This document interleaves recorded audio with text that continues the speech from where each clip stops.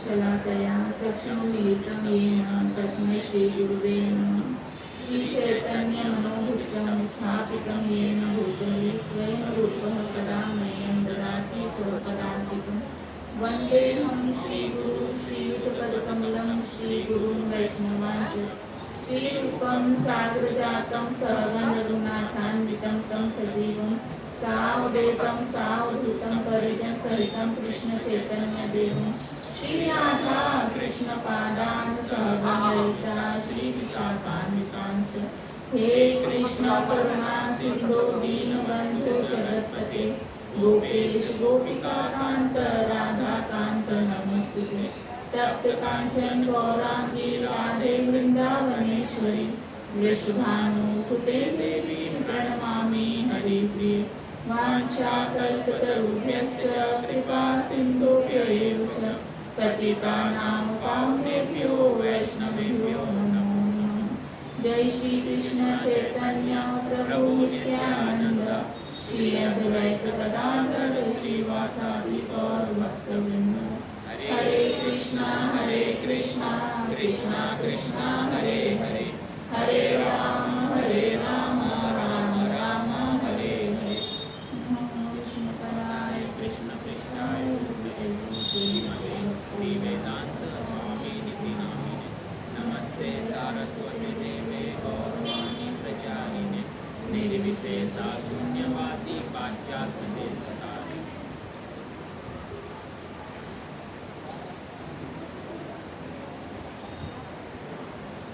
जो गोवर्धन लीला की कथा आती है वो भागवतम के 10वें स्कंध में 25वां और 26वां अध्याय है।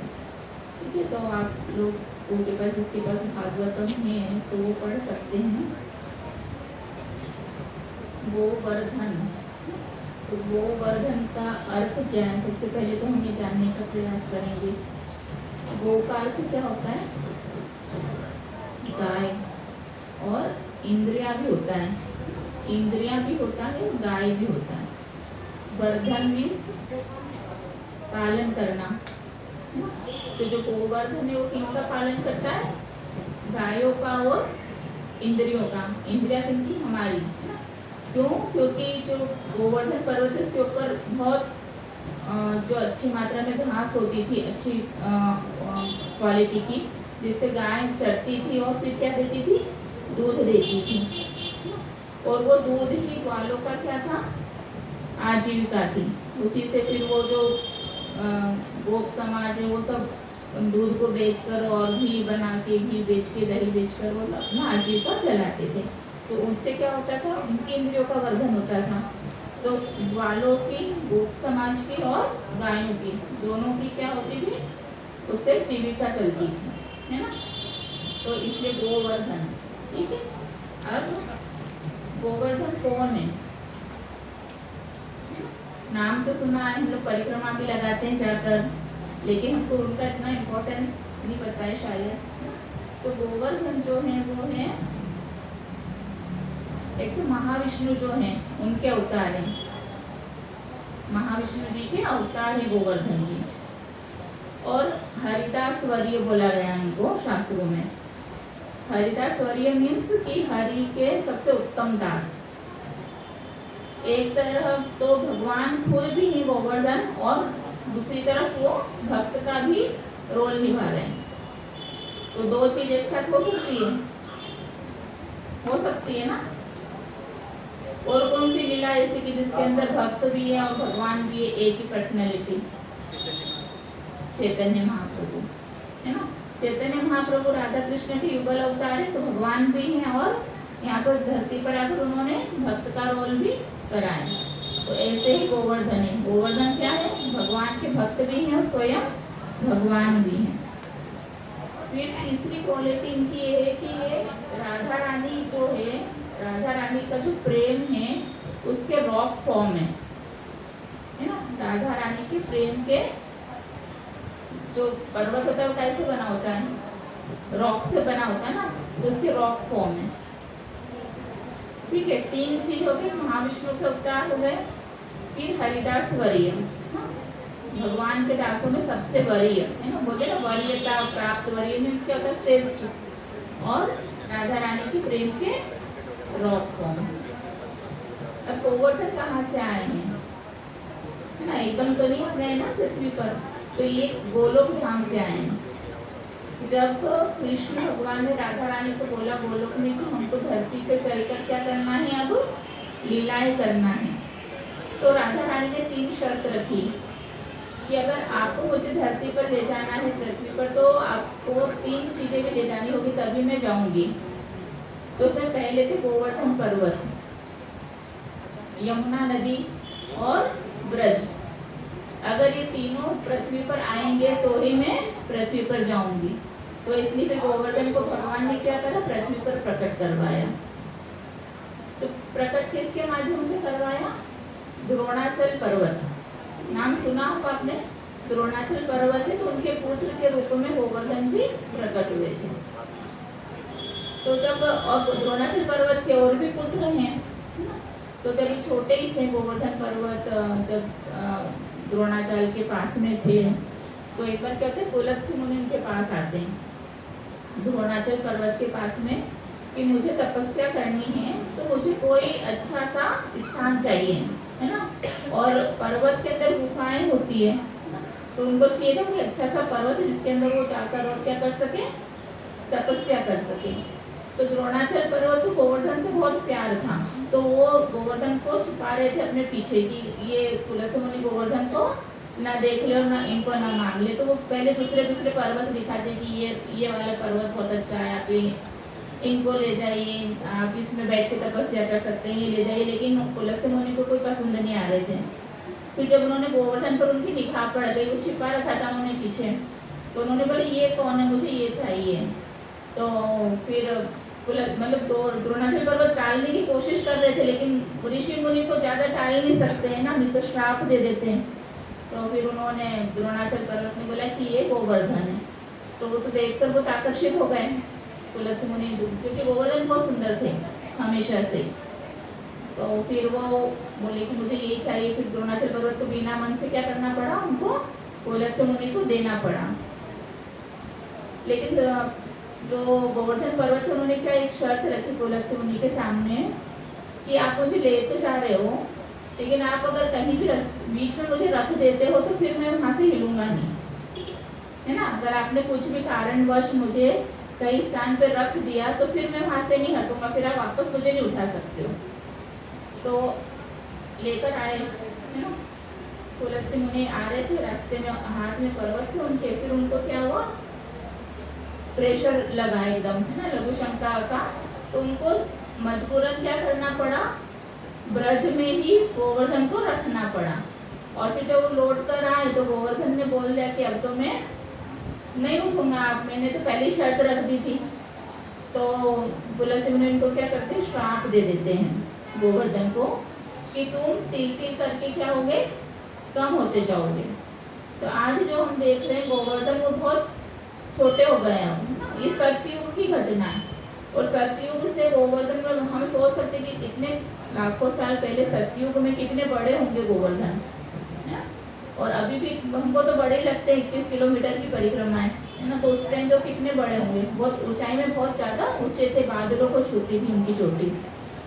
तो अब धीरे धीरे कम होते जा रहे। और ये भी कहा गया है कि कलयुग में जब तक गोवर्धन है तब तक ही भगवान के नामों का प्रचार होगा, फिर सब खत्म हो जाएगा ना। तो धीरे धीरे अभी तो बहुत कम हो गई है हाइट गोवर्धन की।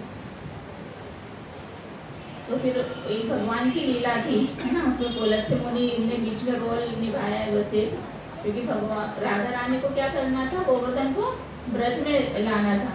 तो भगवान ने एक लीला करी थी पुलस्त्य मुनि के द्वारा, और फिर गोवर्धन वहीं पर रह गए। तो गोवर्धन कहाँ से आए, गोलोक धाम से आए हैं, और अभी ब्रज में। तो सतयुग में आए। फिर त्रेता युग में जब भगवान राम जी का जब युद्ध हो रहा था रावण से, और बीच में जब सेतु बनाना था, तो तब भी हनुमान जी आए थे इनके पास में, गोवर्धन जी के पास भी आए थे। तब वो सोच रहे थे कि छोटे छोटे पत्थरों से बहुत टाइम लगेगा सेतु बनाने में, तो मैं क्या करता हूँ, ये गोवर्धन उनको दिख गए ऊपर से, तो उन्होंने सोचा गोवर्धन को उठा के रख देता हूँ, तो क्या होगा, पूरा सेतु एक बार में बन जाएगा। लेकिन वो जब आए यहाँ पर लेने गोवर्धन को, तो इतने में क्या हुआ, गोवर्धन चलने के लिए फिर राजी हो गए थे कि हाँ भगवान राम की सेवा करने के लिए। लेकिन फिर आकाशवाणी हुई कि सेतु का काम कंप्लीट हो गया तो आप आ जाओ, तो ऐसे भी उनको जाना नहीं पड़ा और गोवर्धन नहीं ले गए। फिर द्वापर की लीला तो आपको पता ही कि भगवान कृष्ण की है ना, जो भी उन्होंने उठाया पर्वत।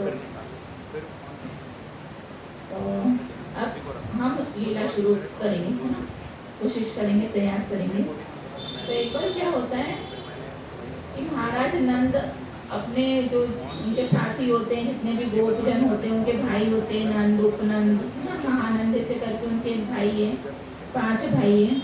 तो ये सब मिलकर वार्ता करते हैं बैठकर कि इंद्र को जो ये हर साल क्या करते थे, इंद्र की पूजा करते थे। तो लोग आपस में विचार विमर्श करते कि हमको इस साल कैसे इंद्र का पूजा करना है, तो सारी सामग्री इकट्ठी करनी है और ये वो तो सामग्री इकट्ठी करते हैं। फिर जब ये आपस में वार्ता करते होते हैं तो फिर क्या होता है, भगवान कृष्ण आते हैं। जब भगवान कृष्ण की उम्र होती है 7 साल की, 7 साल का बच्चा कोई बहुत ज़्यादा बड़ा नहीं होता है, बहुत नॉलेज नहीं होता है, लेकिन भगवान है ना, तो भगवान को तो नॉलेज है ही।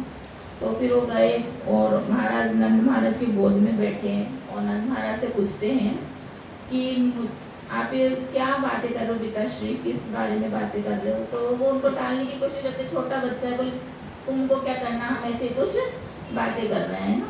तो बोले नहीं आप बताओ मुझे, आपको बताना चाहिए। तो फिर दूसरे क्योंकि वो इतना आकर्षक बोलते थे कि सब प्रभावित हो जाते थे उनकी भाषा से, उनके हाव भाव से। तो फिर दूसरे जो और गोपजन बोलते कि हाँ इनको बताओ, फिर आगे भी तो बच्चों को ही बढ़ाना है ना, हमारी जो परिपाटी चली आ रही है तो बताना चाहिए। तो फिर वो बताते हैं नंद महाराज कि हम भगवान इंद्र के लिए पूजा का सामान इकट्ठा कर फिर उनका हवन यज्ञ करेंगे। तो भगवान कृष्ण पूछते कि क्यों यज्ञ करना है इंद्र का। तो फिर वो बताते कि वही क्या करते हैं, बारिश करते हैं। और वो बारिश करते हैं तो क्या होता है, हमारा जो खेत है या जो भी घासें हैं वो उगती है और फिर हमारा उससे आजीविका चलती है। तो भगवान कृष्ण को थोड़ा ऐसा लगता है कि इंद्र का तो काम ही देवता है, उनका काम है कि वर्षा करना है ना। जैसे वरुण देवता का काम है जल देना, सूर्य देवता का काम है सुबह, उनकी कोई पूजा करने की आवश्यकता नहीं। अगर हम नहीं भी करेंगे, जैसे हम तो कर रहे हैं, जो लोग नहीं भी कर रहे हैं, जो नास्तिक हैं या जो दूसरे रिलीजन के, तो भी सूर्य तो उग ही रहा है ना, और सूर्य तो रोशनी सभी को दे रहा है। ऐसा तो नहीं कि सिर्फ हमको दे रहा, उन लोगों को नहीं दे रहा है जो लोग नहीं मान रहे हैं, है ना। तो उनका तो कार्य है, सृष्टि में उनको कार्य दिया गया है तो उनको करना ही है। तो भगवान कृष्ण बोलते कि इंद्र का क्या है, ड्यूटी है, कर्तव्य है कि उनको वर्षा करनी है। तो फिर वो बहुत सारे तर्क रखते हैं भगवान उनके सामने कि अगर चलो आप तो कर रहे हो यज्ञ तो इसलिए वो वर्षा कर रहे हैं, और जैसे जो समुद्र है जो जहाँ पर वर्षा की आवश्यकता नहीं हो, ऑलरेडी पानी है, तो क्या वहाँ पर इंद्र पानी नहीं देते हैं। बारिश होती है तो सभी दूर जा रहा है ना, गंदे नाली में भी जा रहा है, समुद्र में भी जा रहा है, नदियों में भी जा रहा है, जहाँ पर आवश्यकता नहीं है वहाँ पे भी जा रहा है।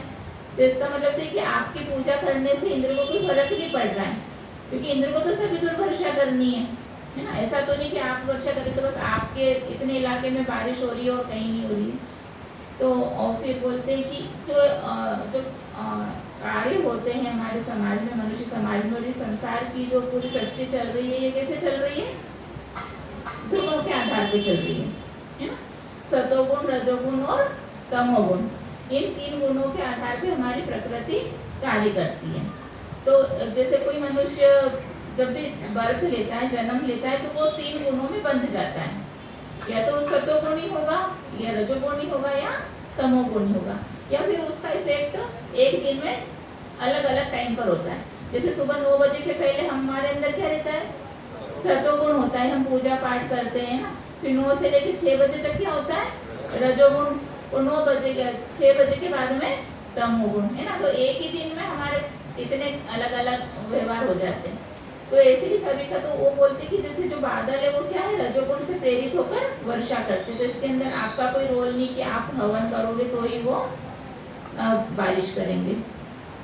तो इन सबके पीछे, तर्कों के पीछे जो भगवान का लॉजिक ये था कि आपको जब भगवान कृष्ण स्वयं उपस्थित है ब्रज में, तो फिर देवी देवता की पूजा करने की क्या आवश्यकता है? आप मेरी पूजा करो, है ना। मैं भगवान, वो बच्चे हैं तो ऐसे बोल नहीं सकते, लेकिन उनका आशय यही था कि जब भगवान हमारे सामने उपस्थित है तो फिर हमको देवी देवताओं की पूजा करने की आवश्यकता नहीं है। तो इसलिए उन्होंने अलग अलग तर्क दी कि कर्म ही प्रधान है ना। मनुष्य जो कर्म करता है उसके अनुसार क्या होता है, उसे फल मिलता है, और फिर उसे अगला जन्म मिलता है। अगर अच्छा कर्म करा तो अच्छा जन्म मिलेगा, बुरे कर्म करेगा तो बुरे मतलब पाप योनि में जाएगा। तो भगवान कर्म मीमांसा के ऊपर जोर देते हैं, है ना, कि हम जैसा कर्म कर रहे हैं वैसा ही हमको फल प्राप्त होगा। तो आप अच्छा कर रहे हो, नंद महाराज से बोलते हैं, तो फिर आप क्यों डरते हो कि आपको इंद्र बारिश नहीं करेंगे? वो इंद्र का तो कर्तव्य है, वो तो करेंगे। तो ऐसे करके अलग अलग वो उनको तर्क देते हैं। तो फिर नंद महाराज और ये लोग सब समझ जाते हैं कि हाँ, उनको फिर थोड़ा वो लगता है कि हाँ ये सही बोल रहा है, ये भगवान कृष्ण सही बोल रहा है, कृष्ण सही बोल रहा है। तो फिर वो सब सोचते हैं कि फिर इतने सारे हम जो सामग्री लेकर इसका क्या करें, है ना।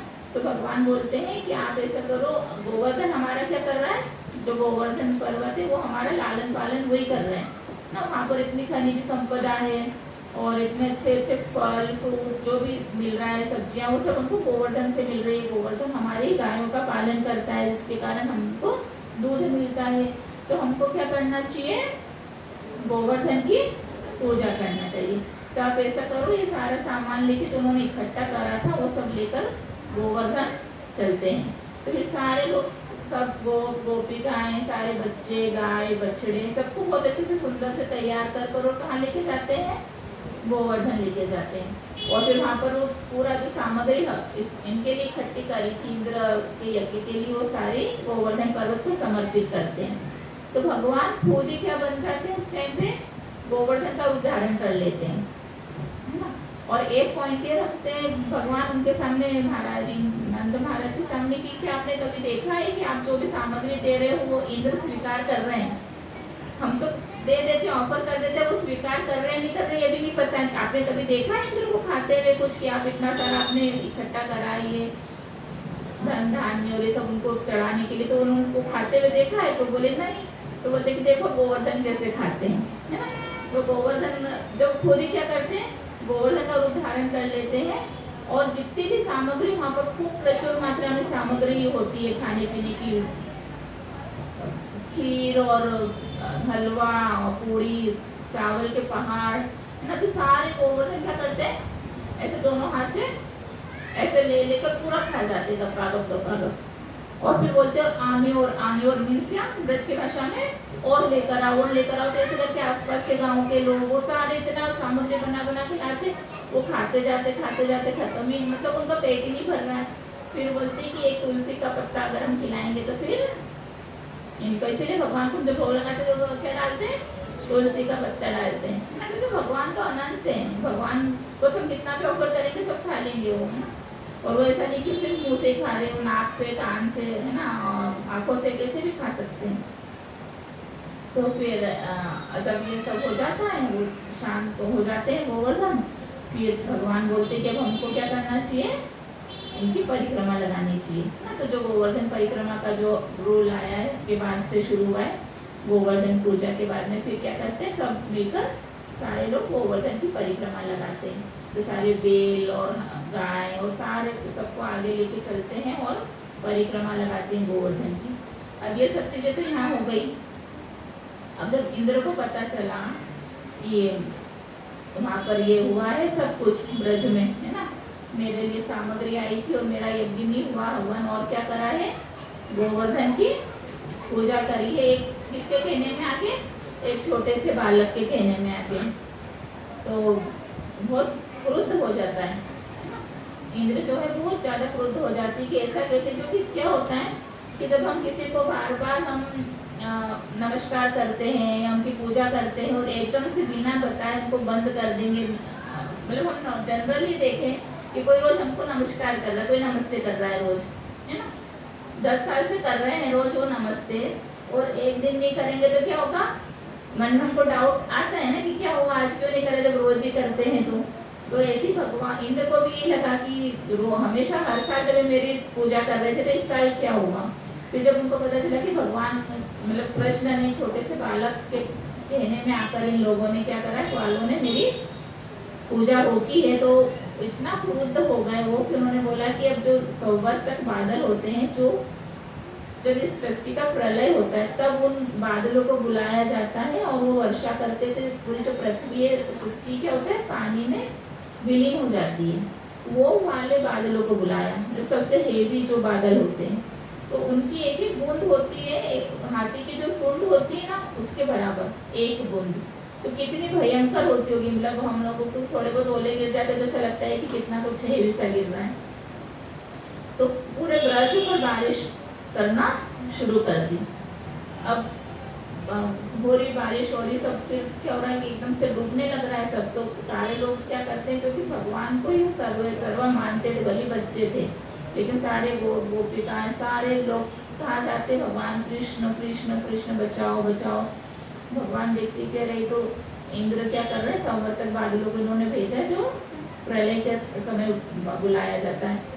तो फिर भगवान कृष्ण बोलते कि तुम लोग क्या करो, चिंता मत करो। और भगवान कृष्ण फिर जाते हैं भागते भागते गोवर्धन की तरफ, क्योंकि ये तो गोकुल में रहते हैं ना तब, तो भागते भागते जाते हैं। भागते भागते भागते भागते क्या होता है कि वो नीचे जमीन के नीचे भागने लग जाते हैं। भगवान ने कुछ भी कर सकते हैं ना, क्योंकि गोवर्धन को कैसे उठाएंगे, ऐसे तो नहीं उठाएंगे, नीचे से उठाना पड़ेगा।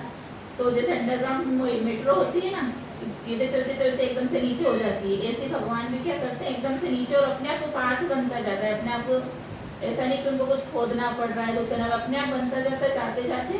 फिर जहाँ पर गोवर्धन पर्वत है वहाँ पर वो एकदम रुक जाते हैं, और फिर वहाँ से क्या करते हैं, गोवर्धन को उठा लेते हैं। गोवर्धन धरण की जय। ऐसे उठाते हैं तो ऐसा नहीं कि नीचे से सांप बिच्छू कीड़े निकल रहे हैं, है ना। अगर हम एक गमला भी बहुत दिनों तक रखा रहता है और उसको हटाते तो केचुए वगैरह निकलते हैं ना कभी कभी मिट्टी। अब इतना बड़ा गोवर्धन पर्वत था, लेकिन उसके नीचे से कोई ऐसा कुछ नहीं निकला। मतलब भगवान की कितनी लीला, गोवर्धन पर्वत कितने शुद्ध है। भगवान ने उठाया तो इतना सुंदर उपवन था नीचे, बगीचा पूरा, और उठाकर भगवान ने ऐसे रखा, फिर सारे गोपिकाओं को बुलाया कि सब आ जाओ उसके नीचे आ जाओ। तो सब डर रहे थे कि कहीं ऐसा ना कि हमारे ऊपर ही गिरा दे, छोटा बच्चा है 7 साल का, लेकिन उन्होंने बोला कि तुम चिंता मत करो, तुम इसके नीचे आओ। फिर सारे लोग आगे, सारे अपने उन गायों को बछड़ों को सबको लेकर आए गोवर्धन पर्वत के नीचे। मतलब गोवर्धन पर्वत ने इतना विस्तार कर लिया कि इतने सारे लोग उसके नीचे आ सके, अपनी बैलगाड़ियों को सबको लेकर आए। अब फिर अब बारिश तो आई रही है ना, तो अगर ऐसे पर्वत उठाया हुआ है, बारिश आसपास से गिरेगी तो पानी तो नीचे आएगा ना, आएगा ना। सोच के देखेंगे तो ऐसा तो नहीं कि पानी ऐसे जा रहा है बस फ्लोरा नीचे आ जाएगा वो। तो भगवान की लीला इतनी मतलब परफेक्ट होती है कि कोई भी चीज अधूरी नहीं रहती है। तो भगवान बलराम जी को इशारा करते हैं। बलराम जी कौन है, अनंत शेष के अवतार हैं। बलराम जी क्या करते, पूरे गोवर्धन पर्वत के आसपास अनंत शेष के रूप में पूरा घेर लेते हैं, उसको दीवार बना देते हैं, है ना। तो जो भी पानी आता है वो कहाँ जाता है, बाहर जा रहा है। अंदर सारे क्या है, दीवार रूपी उन्होंने वो बना लिया, कॉइल जैसा ऐसे बना लिया कि अंदर कुछ भी पानी नहीं आ रहा है, अंदर तो पूरा सूखा हुआ है। फिर उसके बाद में जो एक और होता है, तो सुदर्शन चक्र को क्या करते हैं, पर्वत के ऊपर सुदर्शन चक्र चलता है भगवान का। तो जो भी बारिश होती है वो सूखती जाती है उसकी गर्मी से। नहीं तो अगर इतनी भारी बारिश होगी तो पर्वत के ऊपर गिरेगी तो पर्वत और हेवी होता जाएगा ना। तो वो चक्र क्या करता रहता है, ऊपर के ऊपर बारिश के पानी को सुखाता जाता है। तो गोवर्धन पर्वत का जो भी एरिया है वहाँ पे बारिश का पानी गिरता ही नहीं है। भगवान की लीला है ना, कितनी अपरंपार है। तो ऐसे 7 दिन और 7 रातों तक भगवान ने गोवर्धन पर्वत को उठाया। अब इसमें एक लीला ये थी कि जो गोपियाँ थी और जो गोप थे वो लोग क्या सोचते थे हमेशा कि भगवान के साथ उनको रहने का क्या है, अवसर भी मिल पाता है, क्योंकि जो गोप है वो दिन में काम में चले जाते थे और भगवान भी क्या करते, वो गाय चराने चले जाते थे, बछड़े चराने। तो गोपियां भी सोचती थी कि इनके साथ में हमको ज़्यादा रहने का अवसर नहीं मिलता, इतने आकर्षक, इतने सुंदर है, सब कुछ चाहता था कि हम उनके साथ में ज़्यादा समय बिताएं ना, गोपियां भी चाहती थी। तो भगवान ने ये लीला करके क्या करा, हमको 7 दिन और 7 रात अपने आप को निहारने का अवसर प्रदान करा, है ना, क्योंकि कोई हट ही नहीं सकता था वहाँ से। बारिश हो रही है बाहर, तो पूरा उन्होंने, भगवान ने सबको और उन्होंने भगवान को खूब अच्छे से देखा, है ना। और 7 दिन 7 रात किसी को भूख और प्यास नहीं लगी, क्योंकि जब आप भगवान को देख रहे हो, भगवान में मग्न हो, तो फिर क्या भूख और क्या प्यास, है ना। साक्षात जब भगवान सामने खड़े हमारे, तो फिर ये लीला हुई। फिर जब इंद्र ने देखा कि ये कुछ फर्क नहीं पड़ रहा है ब्रजवासियों को, कहाँ जा रहा है पानी, क्या हो रहा है, तो फिर वो समझ गई कि जरूर कुछ ना कुछ यहाँ पर ये भगवत्ता है या भगवान का लीला है। फिर वो समझ जाते, फिर प्रवर्तक बादलों को फिर वापस से बुला लेते हैं। भगवान देखते क्या सारा कुछ ठीक हो गया, तो फिर पर्वत को धीरे से नीचे रख देते हैं, सब अपने अपने चले जाते हैं। फिर माता यशोदा सोचती है कि मेरा जो पुत्र है क्या है, 7 दिन और 7 रात तक भूखा था, है ना। तो माता यशोदा उनको एक दिन में कितने भोग लगाती थी, 8 भोग लगाती थी, है ना। हर दिन में 8 भोग लगाती थी, 8 बार खिलाती थी। तो उन्होंने सोचा कि 7 दिन तक भूखा रहा मेरा बच्चा, तो मैं क्या करूँ, इनको 56 भोग लगाऊं, है ना। तो जो 56 भोग का कॉन्सेप्ट वहीं से आया है कि 8 भोग 7 दिन के, 8 7 56, तो 56 भोग लगा दिए उनको। फिर तब से ये हम लोग 56 भोग लगाने लगे भगवान को। अब ये सब कुछ हुआ, अब इंद्र को पश्चाताप हो रहा है, कैसे क्या करूं, है ना, कैसे सामना करूं जाकर। उनको पता चल गया है तो कौन है, भगवान है। तो फिर जाते हैं, इनको लेके जाते हैं सुरभि गाय को, है ना, और ऐरावत जो उनका हाथी होता है। तो सुरभि गाय को लेके क्यों जाते हैं वो, क्योंकि भगवान को क्या है, गाय पसंद है ना, बहुत प्रेम करते हैं भगवान गायों से, तो इसलिए वो सुरभि गाय को लेके जाते हैं।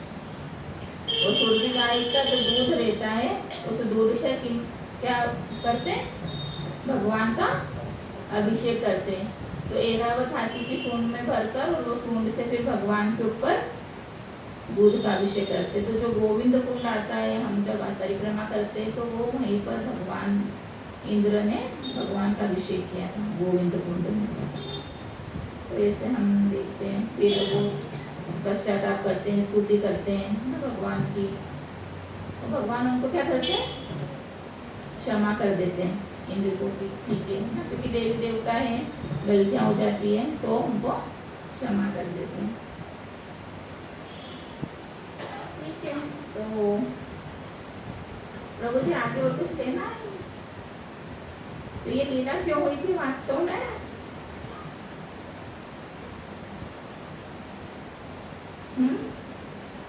क्यों हुई थी,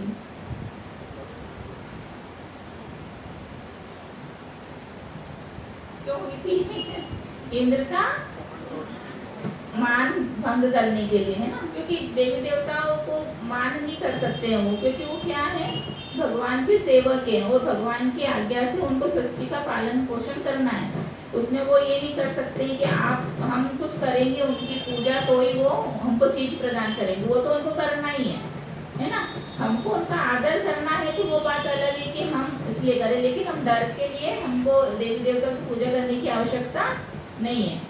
जैसे कोई हम लोग डर के करते हैं ना कि अगर हमने नहीं करी तो ये हो जाएगा, वो हो जाएगा, लेकिन वो तो उनका कार्य है ना। जैसे कोई अपॉइंट करते हैं ना, ऐसे अपॉइंट किया हुआ है भगवान ने कि आपको ये करना है, आपको करना है, आपको करना है, तो करना ही है। लेकिन हम आदर करें तो अच्छी बात है, लेकिन डर के साथ में पूजा करने की आवश्यकता नहीं है, भगवान ये स्थापित करना चाहते थे, है ना। और आदर करना चाहिए, क्योंकि वो हमसे श्रेष्ठ है ना। हम तो मनुष्य हैं, वो तो देवता है, तो वो श्रेष्ठ है, उनकी पोजीशन ऊंची है, लेकिन डरने की आवश्यकता नहीं है, आदर जरूर करें सभी देवी देवताओं का। और अब मैं एक क्वेश्चन पूछती हूँ आपसे, है ना। गोवर्धन की 3 वो बताई थी कि वो क्या क्या है, 3 विशेषताएं, कौन बताएंगे?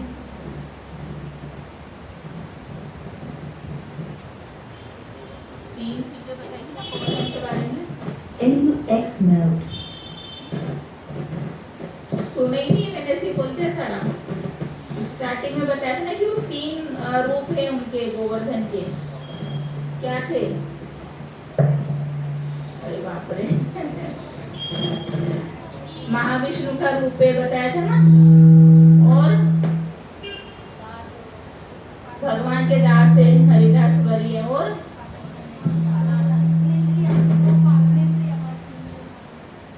राधा रानी के रॉक, प्रेम के रॉक फॉर्म है। इन चीजों को काट बांध लो, क्योंकि बार बार नहीं सुनने को मिलती है ना, ऐसा चीजें बार बार सुनने को नहीं मिलती है। अब याद हो गया? अब कौन बताएगा तीनों?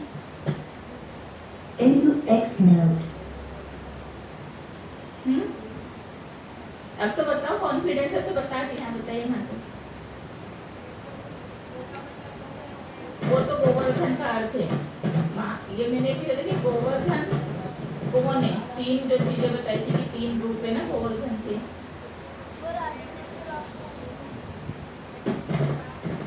महाविष्णु के अवतार, हाँ। प्रेम के रॉक फॉर्म। तीसरे हरिदास वरीय, है ना, भगवान के भक्त हैं।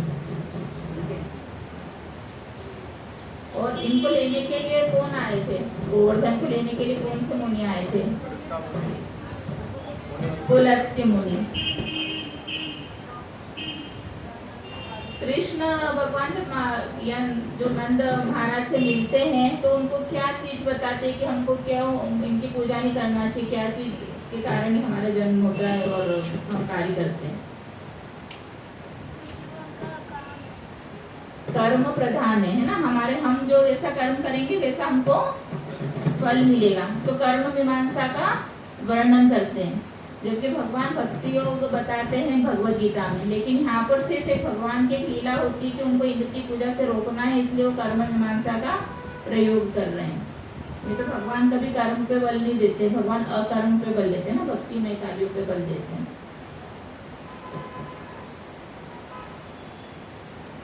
भगवान ने कितने दिनों तक पर्वत को उठा के रखा था? 7 दिन। और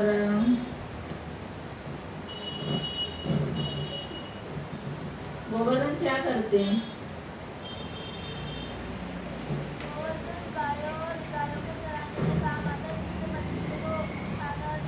मिलते हैं ना, वेरी गुड।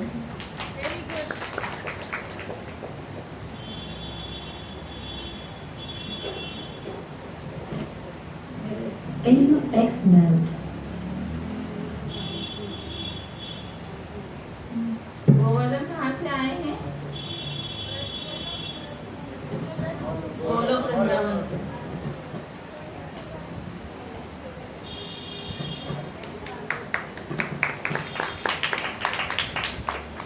जब ये लीला हो रही थी, गोवर्धन पर्वत उठाया था, तो आसपास और ऊपर बारिश क्यों नहीं हो रही थी?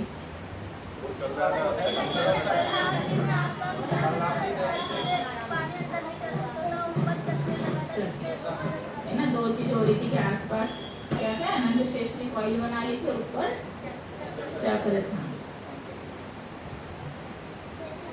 और जब इंद्र आए थे तो इनको लेकर आए थे भगवान को प्रसन्न करने के लिए, सूर्य गाय और ऐरावत हाथी। और फिर क्या, कौन सा कुंड बना था जब ये करा था अभिषेक? गोविंद कुंड। हरि बोल। सब लोग ताली बजाएं अपने लिए। इसमें जल्दी से क्यों करें? अपने तो सबको ताली बजानी चाहिए ना। और गोवर्धन किसके पुत्र के रूप में प्रकट हुए थे? आंसर माइक में देना। कौन से पर्वत? द्रोणाचल पर्वत के रूप में। माइक पे आंसर दीजिए प्लीज, हाथ करके। ठीक है, और आप लोगों के कोई क्वेश्चन हो इससे रिलेटेड या और कुछ क्वेश्चन हो तो आप पूछ सकते हैं।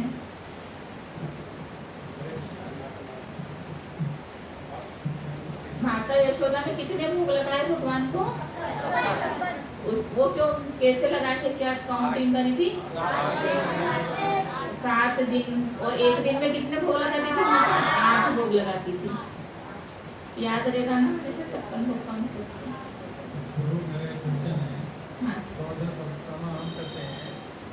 गोवर्धन परिक्रमा हम करते हैं तो वहाँ राधा रानी कुंड आता है, गोविंद कुंड तो आता नहीं है। गोविंद कुंड आता है प्रभु जी। नहीं, राधा रानी कुंड ही आता है हम तो। नहीं, वो राधा कुंड और श्याम कुंड अलग है। नहीं, 2 कुंड है, एक राधा कुंड एक श्याम कुंड है। हाँ। तो तीसरा कुंड तो हमने देखा नहीं वहाँ पे। गोविंद कुंड आप परिक्रमा लगाओगे ना, पूरी परिक्रमा लगाएंगे हाँ आप? जी। आएगा, छोटा सा है, उसको ज्यादा वो नहीं करा हुआ है, लेकिन हम लोगों को बताया था क्योंकि हमको छोटे छोटे स्पॉट्स बताते हैं, हम जो परिक्रमा करते हैं तो हमारे जो सीनियर जाते हैं वो जी।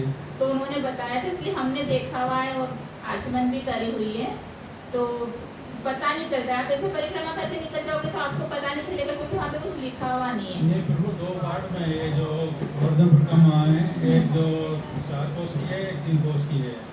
हाँ 3 कोस वाले में राधा कुंड और श्याम कुंड आते हाँ, हैं। वो 4 कोस वाली में गोविंद कुंड, जो बड़ी परिक्रमा होती है ना उसमें आते हैं। उसमें कहीं ऐसा नजर नहीं है।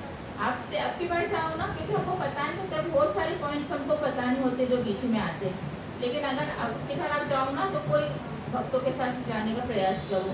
जब भक्त लोग परिक्रमा लगाते हैं ना गोवर्धन की, आपको पता चलता है तो आपको एक एक स्पॉट बताएंगे कि यहाँ पर ये लीला हुई थी, यहाँ पर ये हुई थी, यहाँ पर जैसे मुखार विद्य, बहुत सारी चीजें हैं गोवर्धन में जो हम ऐसे करेंगे ना तो हमको नहीं पता चलती, बस आ जाते हैं घूमकर। और लेकिन कोई भक्तों के साथ जाते तो वहाँ पर तो क्या स्पेशली भक्त लोग कथा भी करते हैं, हर स्पॉट पे जाकर, और 15-20 मिनट आधे घंटे की कथा होती, तो उससे वहाँ का जो लीला है वो पता चलती क्या की क्या महिमा है। उसके पास में मेरे ख्याल से माधवेंद्रपुरी का आश्रम है, कुटिया है, उसी कुंड के पास में, जहाँ तक हम गए थे तो मुझे ध्यान है, काफी टाइम हो गया, लेकिन माधवेंद्रपुरी की कुटिया है, उसके पास में गोविंद कुंड है। और किसी का तो माता जी मेरा क्वेश्चन है, जब भी गोवर्धन की पिक्चर देखी है तो किशन जी एक उंगली से पर्वत को उठाते हैं, तो इसमें क्या लॉजिक है कि एक ही उंगली से और कन्या उंगली से उठाते हैं? हाँ, भगवान ये बताना चाह रहे हैं इंद्र को कि देखो तुमने तो इतनी बड़ी बड़ी बारिश की बूंदे करी है गोवर्धन, सॉरी ये जो ब्रज है इसको डुबाने के लिए, है ना। नॉर्मल अगर वो बारिश भी करते तेज तो भी ब्रज डूब सकता था, लेकिन इंद्र को इतना घमंड था कि उन्होंने सबसे हेवी वाले बादल बुलाए जो कि प्रलय के सामने आते हैं, है ना, प्रलय के समय। तो भगवान ने ये क्या उनका घमंड चूर करा कि तुमने तो इतनी बड़ी बूंदे भेजो, मैंने एक छोटी सी उंगली पर, वो भी उल्टे हाथ की, बाएं हाथ की उंगली पर पर्वत उठा लिया।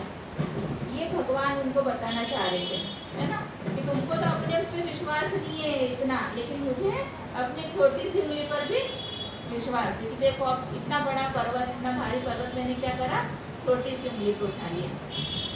तो ये घमंड उनका चूर करा उन्होंने। और तो एक हरि अनंत है ना, और हरि कथा अनंत है, तो इसका कोई अंत नहीं है, हम कितना भी करते रहे हैं ना, लेकिन सबके टाइम बाउंडिंग है, सबको अपना आगे का कार्य करना है।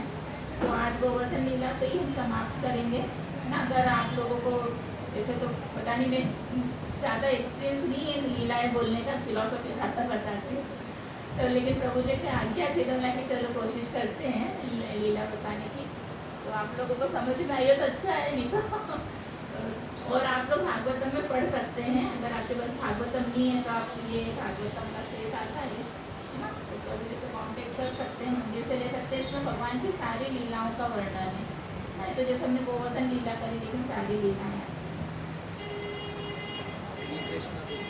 हाँ, और भगवान एक प्रभुपाद ने श्री कृष्ण भगवान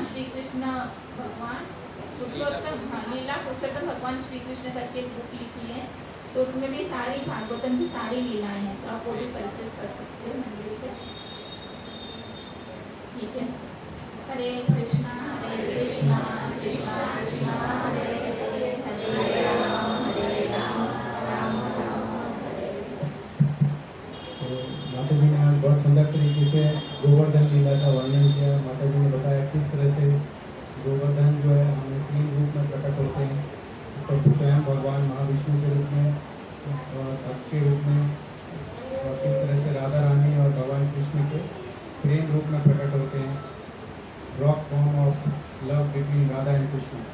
तो माता जी ने समझाया और ये भी बताया कि 56 भोग का क्या सिद्धांत है, 56 भोग कब से आरंभ हुआ, उसका क्या सिद्धांत है। 7 दिन तक भगवान को जो है 8 बार जो भोग लगना था 56 भोग के रूप में, तो यशोदा माता ने 56 भोग सबसे पहली बार लगाया। और माता जी ने बहुत अच्छी तरह से बताया कि किस तरह से ये लीला भगवान ने की, इसका प्रयोजन क्या था। इसका प्रयोजन ये था कि इंद्र का मान भंग करने के लिए भगवान ने सुंदर लीला की, और फिर इंद्र ने भगवान से क्षमा मांगने के लिए सबसे पहले सुरभि गाय को लेके गए और ऐरावत हाथी के द्वारा उनका अभिषेक किया सुरभि गाय के दूध से। तो भगवान को गाय ब्राह्मण बहुत प्रिय हैं, तो गाय और ब्राह्मण जिस समाज में जिनकी रक्षा होती है भगवान वहाँ प्रसन्न रहते हैं और वहाँ पे खुशहाली रहती है। तो माता जी का हृदय से धन्यवाद करेंगे इतनी सुंदर लीला का वर्णन देने के लिए, किस तरह से भगवान ने गोल्डन धारण किया। हम सभी दोनों हाथ उठा करके माता जी का धन्यवाद करेंगे। हरे कृष्णा कृष्णा कृष्णा हरे हरे, हरे राम राम राम हरे हरे कृष्णा। तो अब जो है जब का समय सबके पास माला और हरे कृष्णा के कार्ड पहुँचे होंगे, उससे पहले एक अनाउंसमेंट हम भी करेंगे।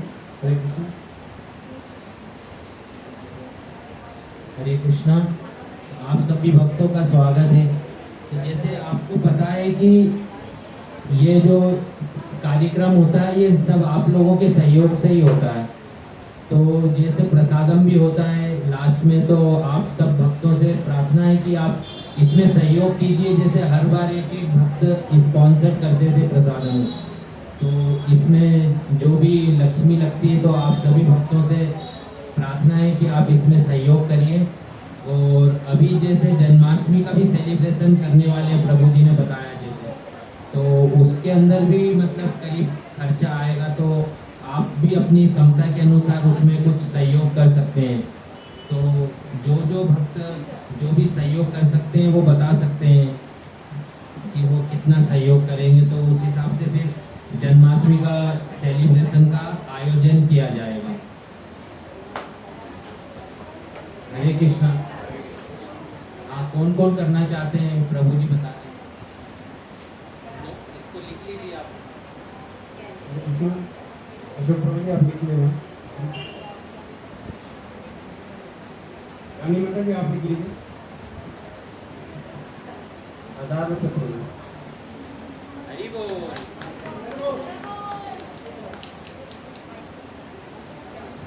हरे कृष्णा। आपने जो भी तो दीनानाथ प्रभु ने अपना कंट्रीब्यूशन अनाउंस किया है, इसी तरह से अन्य भक्त भी अपना कंट्रीब्यूशन अनाउंस कर सकते हैं। 500 रुपये वीरेंद्र प्रभु जी आप नोट करते जाएँ। रानी माता जी 1000 रुपये दीनानाथ प्रभु जी, 500 रुपये वीरेंद्र प्रभु जी।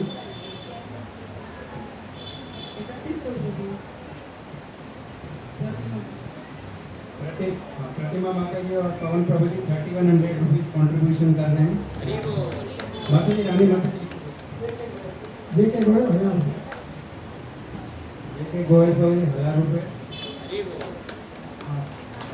भगवान बहुत प्रसन्न होंगे जब आप सब लक्ष्मी देंगे ना और भगवान का आप करेंगे, फेस्टिवल मनाएंगे तो बहुत खुश होते। जब हम अपने बच्चों के हरे कृष्णा। सतपाल प्रभु जी 500 रुपीज़। दिल खोल के करिए। सब ताली बजाएं भगवान के जन्माष्टमी के सेलिब्रेशन के लिए। सब अपना कंट्रीब्यूशन दे रहे हैं, भगवान की सेवा में अपने धन को लगा रहे हैं, तो ये बहुत ही अच्छी बात है। सतपाल प्रभु जी 500 रुपीज़। सुधीर विश्वास प्रभु जी 500 रुपीज़। और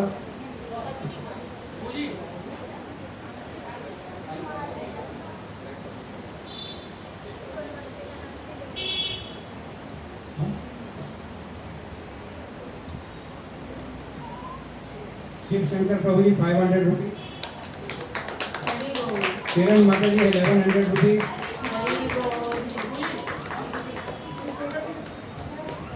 राजेंद्र यादव प्रभु जी 500 रुपीज। और जो भी आप देना चाहते हैं स्वेच्छा से रानी माता जी को प्लीज लक्ष्मी दे दें, नाम लिखवा दें, मोबाइल नंबर लिखवा दें। अगली बार अच्छा प्रोग्राम जो आप सबके सहयोग से करने का प्लान कर रहे हैं, जिसमें बच्चों के द्वारा डांस ड्रामा एक्टिविटी भी होगी, तो उसके लिए जो है आप सभी लोग आगे बढ़ के आए। तो उस तरह से हम फ्लावर डेकोरेशन, भगवान को फूल अर्पण। सूर्य प्रकाश प्रभु जी 500 रुपीज।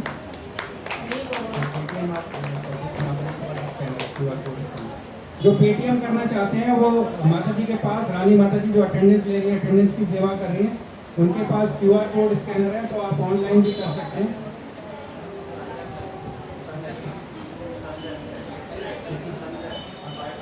संजय प्रभु जी 500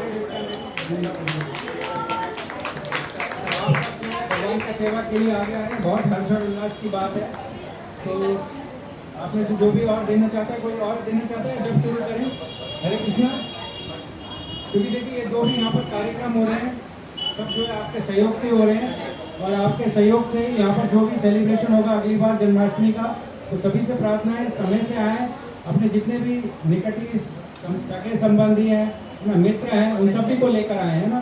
ये प्रोग्राम सभी के लिए, किसी के लिए रोक टोक नहीं है, सभी लोग हाथ जोड़ करके आमंत्रित हैं। भगवान की जो लीलाओं का जो यहाँ पर आज वर्णन हुआ है, और जो पिछली कुछ क्लासेस से चल रहा है, उसका जो आगे जो जन्माष्टमी में सेलिब्रेशन होगा, बच्चों के द्वारा सुंदर डांस और ड्रामा होगा, उसकी प्लानिंग चल रही है। कुछ माताएं ऑलरेडी वर्कआउट कर रही हैं, ऑलरेडी वो सेवा कर रही हैं, और इस प्रोग्राम को अच्छा बनाने के लिए लक्ष्मी की भी आवश्यकता है। तो आप इसमें जो योगदान दे रहे हैं आपका बहुत बहुत धन्यवाद। और जो और आगे देना चाहते हैं, अपना नाम और नंबर रानी माता जी को लिखवा करके अपनी दी गई लक्ष्मी राशि को लिखवा सकते हैं। निधि माता जी ने 100 रुपीज योगदान दिया है, उनका विशेष रूप से धन्यवाद। और शांति माता जी 600 रुपीज, कितना 150 रुपीज। हरि बोल।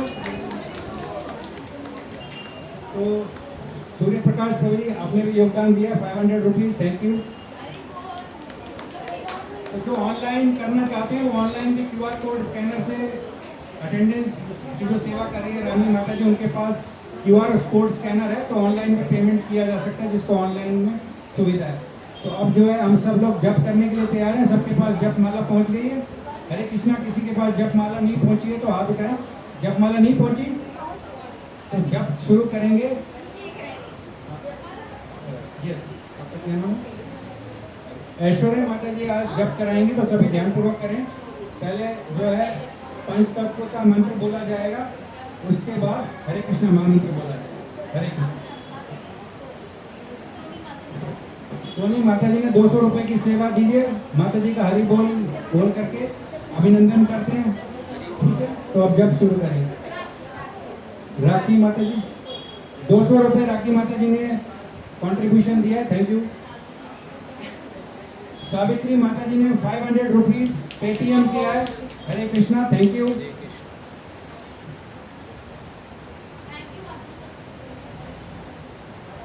श्री कृष्ण चैतन्य प्रभु नित्यानंद श्री अद्वैत गदाधर श्रीवासादि गौरभक्ता। हरे कृष्णा कृष्ण कृष्ण हरे हरे, हरे राम राम राम हरे हरे। हरे कृष्णा कृष्ण कृष्ण हरे हरे, हरे राम